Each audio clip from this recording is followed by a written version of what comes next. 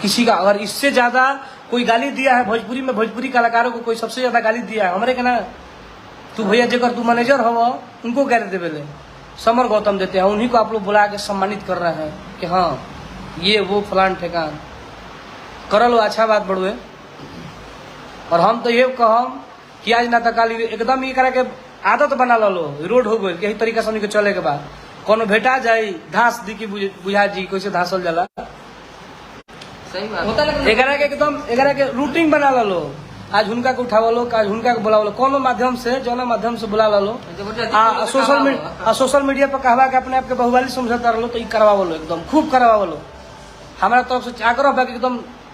हर रोज चालू कर दो, सब कोनो मिल जाये आदमी से भेंट नहीं के भाई, सही बात एक बात बा कि भेंट नहीं के भाई, और ये अच्छा बात नहीं थे, ठीक बा मतलब माने एक तो सबसे बड़ा मान लो देखो भोजपुरी में तुझे कहा रह तारा भैया उनका के सब लोग माने ऐसा कोनो बात नहीं है,